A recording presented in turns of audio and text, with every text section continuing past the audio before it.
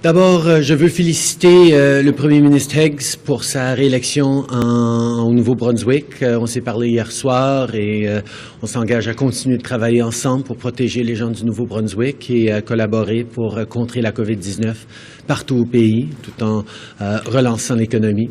I want to begin by congratulating Blaine Higgs on his re-election in New Brunswick.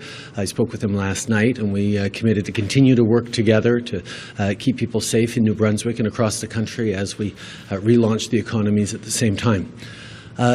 Je veux aussi souligner que nous allons prendre action pour contrer les tarifs injustes sur notre aluminium que les États-Unis ont imposés. On va toujours être là pour protéger nos travailleurs dans le secteur de l'aluminium. La ministre Ng et la ministre Freeland vont avoir plus à dire plus tard cet après-midi.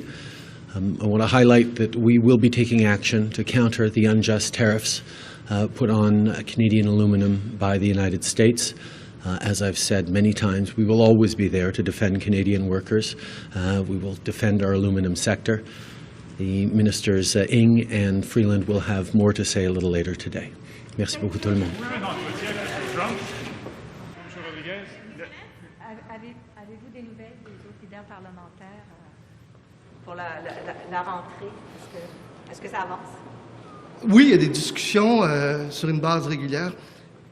Alors, j'ai des discussions à chaque jour. Mon équipe aussi. Les équipes se parlent évidemment pendant que moi je suis ici.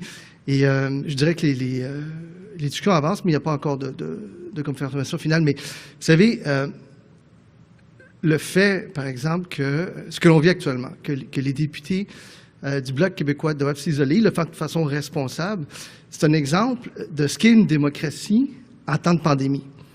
Est-ce que parce que les députés du Bloc respectent les consignes, s'isolent, font le geste responsable et ne peuvent pas voter, par exemple, ça va un vote, est-ce que c'est normal? Par contre, s'il y avait un vote virtuel, les députés du Bloc, qu'ils soient à leur hôtel ou chez eux, où que ce soit, pourraient voter. Et moi, ce que je dis, c'est qu'un député, un vote. La démocratie a été ainsi établie au Canada et il n'y a aucune raison de priver des députés de leur droit de vote parce qu'ils respectent les consignes de santé publique. Est-ce que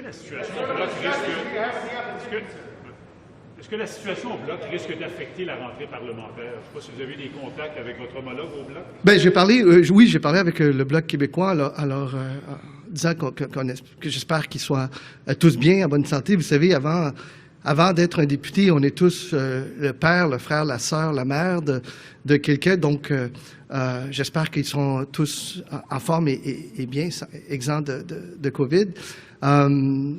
On verra pour la suite. Je ne connais pas les détails de leur quarantaine, mais il faut en tenir compte. Et c'est pour ça que mon appel, notamment, en particulier, en fait, aux conservateurs, de pouvoir permettre aux députés de jouer leur rôle démocratique, de jouer le rôle fondamental, la raison pour laquelle ils ont été élus, c'est-à-dire de pouvoir voter, peu importe où ils sont.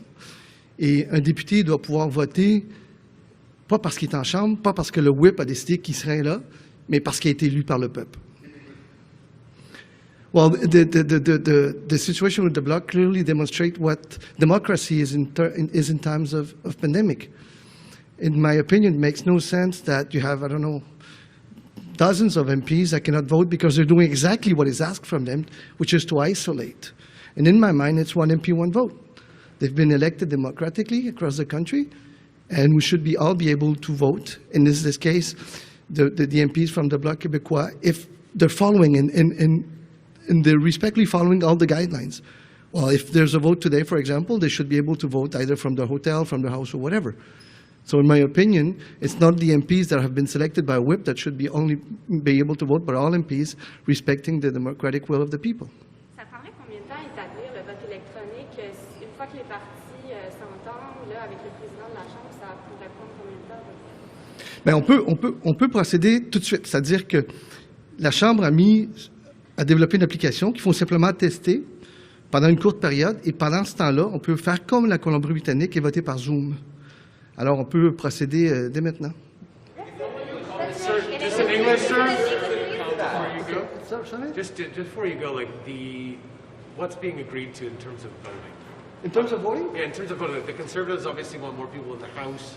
There's concerns about the virtual voting, hybrid format. So what's been agreed to? Well, the hybrid format is the only one that guarantees democracy. We're all elected by our constituents. It should be one member, one vote. All right. So what we can do, and I'm waiting to hear from different parties. As you know, the House has developed an application. It has to be tested. It's not going to take very long. While it's being tested, we can vote by Zoom like it's been done in BC. So right away next week, we could start voting in a hybrid model. Thank you. Just ask, any discussions on the throne speech, sir, with the opposition House leaders? Is the EI bill going to be the legislative priority for the Liberal government as you go back? You'd have to talk to Minister Coulter. She's in charge of EI, but of course we are very much working hard on transitioning folks from the CERB back to EI for those who are EI eligible, of course. Cabinet is also and also working on a transition benefit for the folks who are not eligible for EI who are currently on the CERB. And do you have any concerns about a bunch of Bloc MPs going into isolation after their meetings and one of their staffers testing positive for COVID? Like, is that on your mind as you meet with? Well, anything that each and every one of us can do to proactively minimize the spread of COVID-19, I think is prudent. If they feel that that's what they need to do following public health advice, I think it's the prudent thing to do, and I commend them for that. Minister, Cabinet's also supposed to be discussing what measures the federal government can take to more, concretely address systemic racism. What options are actually on the table right now? Well, I'm not going to get into cabinet deliberations, but what I will say is that we've been, as a team, very much aware of the need to respond to the increase in consciousness in many Canadians.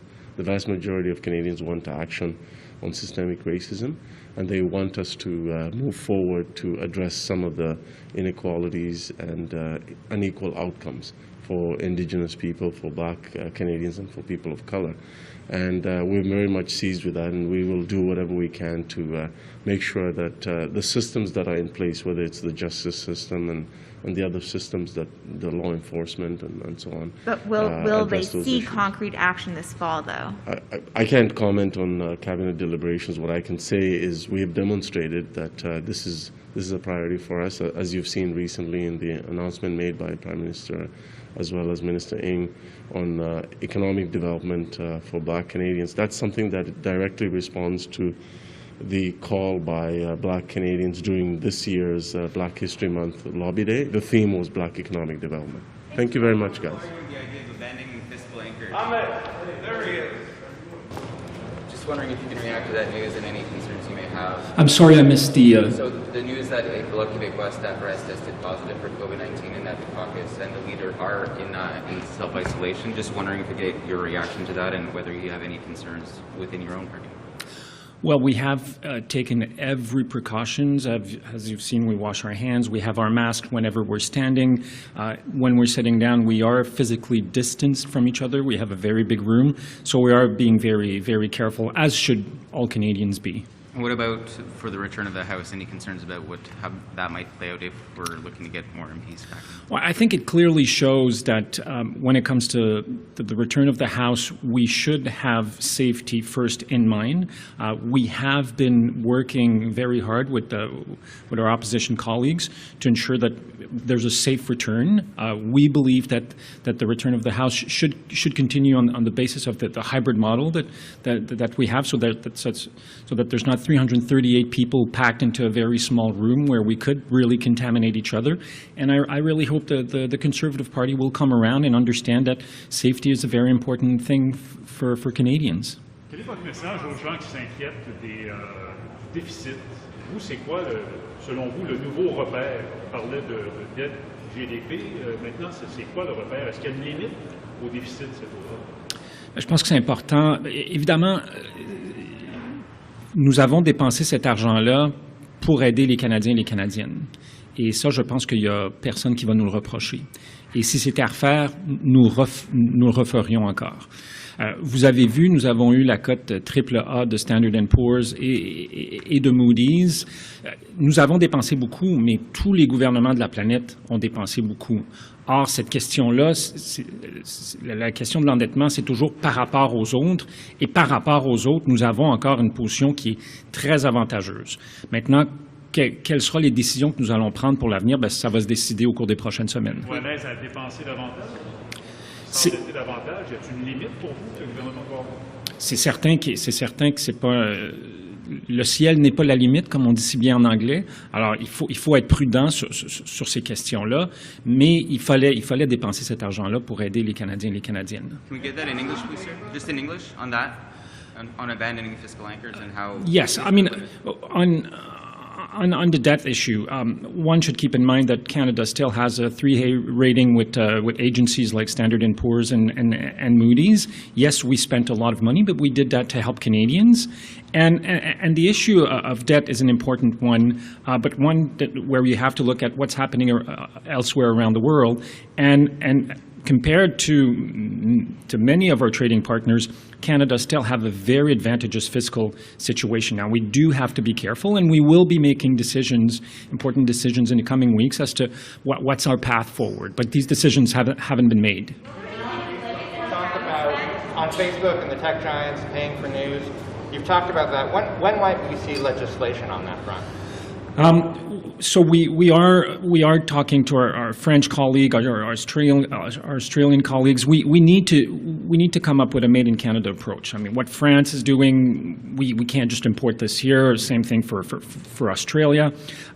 We are working really hard to be able to present a memorandum to Cabinet as soon as possible. I can't give you a date because we are working literally around the clock, but I want this to happen very quickly.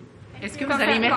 Concernant la transition des prestataires de la PCU, il y a une des prestations qui est suggérée par le gouvernement. La prestation canadienne de relance. Oui, qui est pour les travailleurs indépendants, mais il y a des 3 volets. Vous, j'imagine que c'est ça votre priorité pour les artistes? Ben oui, tout à fait. Écoutez, dans le cas des arts et de la culture, c'est à peu près 300 000 personnes qui ne peuvent pas retourner travailler, pas parce que ces personnes-là ne veulent pas travailler, mais simplement parce qu'il n'y a pas de travail pour ces personnes. Alors, nous avons toujours dit depuis le début de la pandémie que nous allions aider les Canadiens et les Canadiennes à passer à travers. Et c'est pour ça que, malgré les réformes de l'assurance-emploi que nous proposons, il y a encore des gens qui ne seraient pas éligibles à l'assurance-emploi, d'où cette idée d'avoir une prestation canadienne de la relance, donc pour une version 2.0, si vous voulez, de la PCU, pour continuer d'aider ces gens-là jusqu'au moins au milieu de 2021.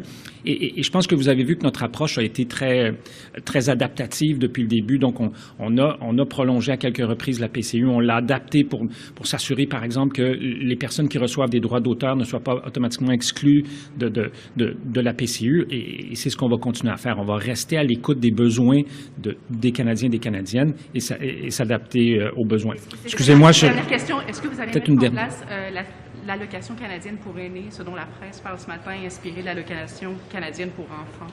Est-ce que c'est sur la table? Beaucoup de discussions sur comment on peut bâtir un meilleur Canada. Je pense que la crise a montré qu'il y avait des failles dans notre système, des failles importantes, et on réfléchit, on discute présentement pour voir comment on peut faire mieux. Merci beaucoup. On Facebook. I really can't at this point because we are early on in the process, but as soon as I can, I'll be back here and I will let you know. Thank you. Merci. Good morning. Bonjour. On the heels of that COVID-19 scare with the block, can you take us in the room? How are you meeting? How are you physically distancing? How are you taking precautions? You're in a room together for 12 hours. Surely that must concern you a little bit. Well, we're following the advice of our health experts. I can tell you this, having been on the committee, that PHAC has set up a committee to consult Canadians across Canada in terms of how to do this. We maintain our physical distancing in our seating, and every time we're not seated, we're wearing a mask. Donc, nous sommes en train de suivre les protocoles établis par Santé Canada. Et donc, je peux vous dire que à chaque fois qu'on est assis, on a une distance de 2 mètres entre personnes.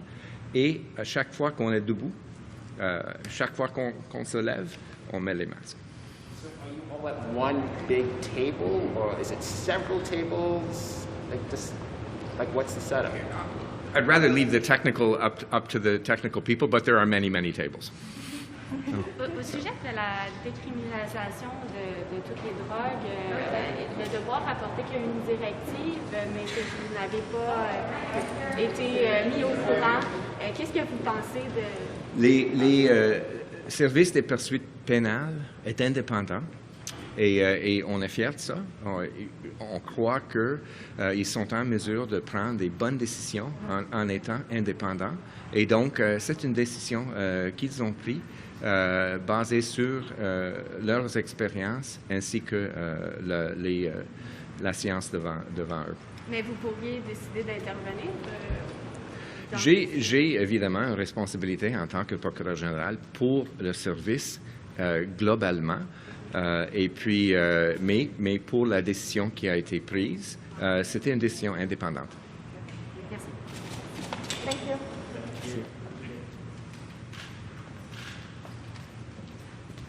Mr. Hyken, can we say, based on what you know, is it fair to say that the second wave has begun?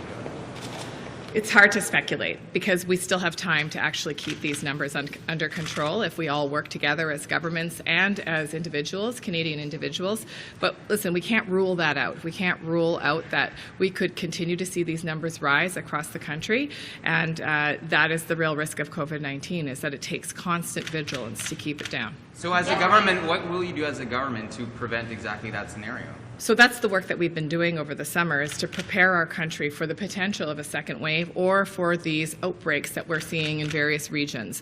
Part of the work has been to create, for example, a rapid response system. So we have a number of tools federally that we can sweep in to various regions to help put out the flames of COVID, if you will. So, for example, I'm working right now with Peel Public Health and the mayors in that region to figure out what tools they need to actually bring those numbers down. It might be things like isolation housing, like I announced in Toronto. It could also be things like expert epidemiologists, additional contact tracing capacity that we've built up at Statistics Canada in a variety of languages, and a number of other tools. And so each region has different kind of strengths and weaknesses, and our job at the federal level is to make sure that we can backstop what the work that they're doing. How much worry is there about COVID-19 fatigue? I'm very worried about that because I believe that's part of what's driving the increase. Two things, really. One, it's getting cold out, so it's harder to gather outside, and we know that. I mean, I come from Northern Ontario. We spent a very lovely summer gathering on decks if we had to, outdoors, backyard barbecues, which obviously is safer. You're outdoors, you can space out more. So as people move inside and start to gather in small gatherings, family gatherings, intimate gatherings in their household, that's where the risk increases. And I think people are tired of being apart. I spoke about this last week. It's exhausting to be apart from the people that you love, to be apart from your family and your friends, and the challenge is we have to keep it up. Minister, yesterday you spoke about a more targeted regional approach to a lockdown, but I'm wondering if there are other ways that it can be done differently this time. For example, would there be a more targeted economic approach where some industries are shut down while others are allowed to remain open? What other specific changes might Canadians see? Absolutely great question, because it doesn't have to mean that everybody has to stay home and not go to work. It could be that if the public health unit identifies that growth is happening, for example, in a specific sector, or if there's a particular large employer that's having an outbreak, that's some of the ways that you can actually bring down those outbreaks. And I point to Windsor-Essex, who has done a really good job over the summer bringing their numbers down. Still lots of burbling there, but not in the level that it was early summer as the temporary foreign worker outbreak was really growing. And in fact, it wasn't an entire, shutdown. It was really working with those particular farms, and actually Public Health Agency of Canada was there in that very way I described earlier. Just on testing, we know that... Yeah, you said yesterday that part of the challenge is to convince Canadians that this pandemic isn't over. And you said that you were going to discuss strategies yesterday. What did you come up with? What's your strategy to convince Canadians that this isn't over? It's everybody's job to convince Canadians. So we have a public health campaign that's been rolling and evolving as the situation evolves, and is targeted to different audiences. So how we speak to youth, for example, might be different than how we speak to seniors, and those kinds of messages are continuing and ongoing. And of course, we'll be investing even more to make sure that Canadians understand ways to protect themselves and the relative risks to them and the relative risks to the activities that they're undertaking. We do actually have tools now for Canadians to assess the risk of the activities that they're considering, and you can download that on coronavirus canada.ca/coronavirus. We've got a number of different guidance tools as well for various different sectors. So the communication is ongoing, and it will grow. We will continue to communicate more and better and to different targeted audiences needed. That's also happening, by the way, at the local level and at the provincial level. So we're adding on to the communications that local public health units and provincial governments are pursuing as well. Today suggesting that there are many Canadians out there who believe the risk or the threat of COVID-19 is being exaggerated. What do you say to those Canadians? Well, I'll just say that it's a global pandemic, and we don't have to look very far to see countries that have lost control of their pandemic and are in serious condition, both from a health perspective and an economic perspective. In fact, the health of Canada depends on all of us taking this seriously, but the economy of Canada depends on that as well, and those things go hand in hand.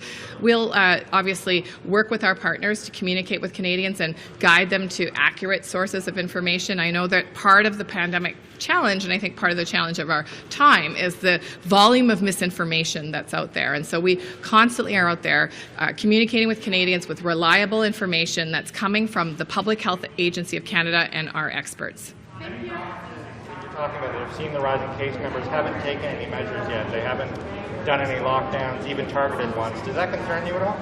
Well, I think to dig down into whether or not they've taken measures, we'd actually have to speak to them, because sometimes it might not be obvious that they're taking measures. They may be, for example, enhancing their way that they're screening and testing. They may have chosen a different route than, an economic approach, or closing certain businesses or facilities. So I think it's a bit of a generalization. What I'll say is all governments are taking this seriously, and they have a blend of tools. We do have something called the Special Advisory Committee. All the provincial public health officers meet together to talk about their own situation and to share ideas and tools, because I think we all are in a space where we recognize the best way now forward, that we've managed to flatten the curve, and yes, we see those numbers rising, but a full economic shutdown would be very difficult for this country. Not to rule it out, because of course, listen, we will protect the health of Canadians and we will do what it takes, but I think we've learned a lot since the first wave, and we've made some significant improvements in the healthcare system, in our preparedness in terms of equipment and supplies, and even understanding of the virus that will allow us to manage this next stage. Thank you. Okay, thank you.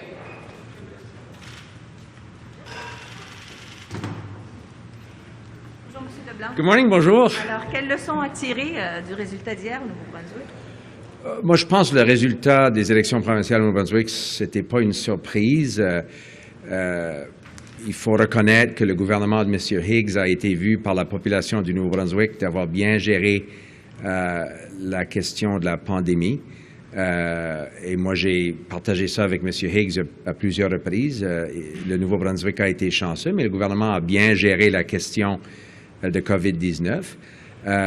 Évidemment, on est un peu inquiet par la division linguistique qui existe dans le vote. Quand je pense au premier ministre conservateur, que ce soit Bernard Lord, que ce soit Richard Hatfield ou même David Alward, on n'a pas vu ce genre de division-là. Alors, comme Acadien et quelqu'un qui représente une circonscription fédérale majoritairement francophone, ça m'inquiète. Quoique j'ai parlé, par exemple, hier soir avec Daniel Alain, qui est un de mes amis de longue date, qui a été élu dans le gouvernement de M. Higgs. Alors, j'ai bien hâte de travailler, par exemple, avec Daniel Alain sur les questions importantes pour le Nouveau-Brunswick. Est-ce qu'il y a quelque chose à apprendre pour le gouvernement fédéral, le gouvernement minoritaire qui gère la pandémie, qui va en élection, il revient majoritaire? Est-ce qu'il y a une leçon là pour vous? Moi, je pense que ce sera dangereux de tirer des leçons d'une élection provinciale de 4 semaines, pas 5 semaines comme la loi fédérale exige, dans une petite province qui a été épargnée comparée à d'autres régions du pays par les difficultés de COVID. Et comme j'ai dit, le gouvernement provincial a été chanceux, le Nouveau-Brunswick a été chanceux, ils ont bien géré la situation. Mais c'est pas aussi simple de prendre une élection dans une petite province avec une zone horaire et de prétendre qu'on peut partager ça à travers un pays qui a 4 ou 4,5 zones horaires. Alors, Non, moi je pense pas qu'il y a des leçons à tirer. C'était une élection qui était prévisible il y a plusieurs mois, c'est pas une surprise. Moi j'ai toujours pensé, d'ailleurs j'ai invité M. Higgs à venir souper chez moi à la fin du mois d'août avec son épouse, puis il m'a dit, tu sais, ce sera peut-être pas possible avant, plus tard, un peu cet automne. Alors, tout le monde savait que l'élection s'en venait. C'est pas une surprise, puis c'est pas le même contexte du tout dans une élection nationale. So in English, I'm not surprised by the result of the New Brunswick election. I think that Mr. Higgs, we should acknowledge that the Higgs government handled the COVID-19 pandemic circumstance in New Brunswick well. The population, I think, was reassured by the steps that the Higgs government had taken in terms of protecting the citizens of New Brunswick.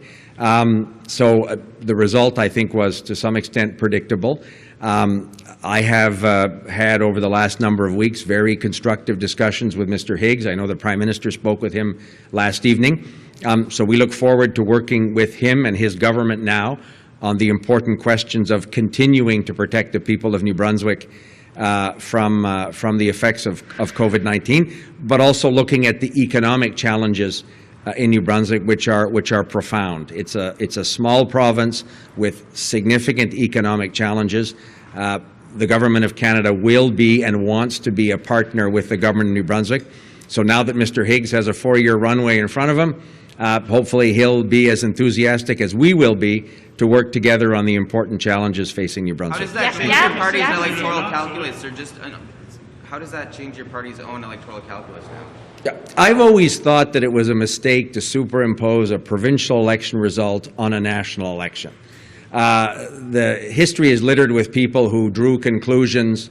Tom Mulcair, when Premier Notley won in Alberta, Tom Mulcair took credit for that and was just about to have a big breakthrough with the NDP. The road is littered with people who have erroneously ascribed some significant meaning to a provincial election. In the same 12-month period, I think in the 1980s, Quebecers elected René Lévesque with a majority government, and Pierre Trudeau won 74 out of 75 seats in the province of Quebec. So I think we have to be careful to imagine lessons. The circumstances in New Brunswick were unique. It is a small province. It's a 4-week provincial election, not a 5-week national election.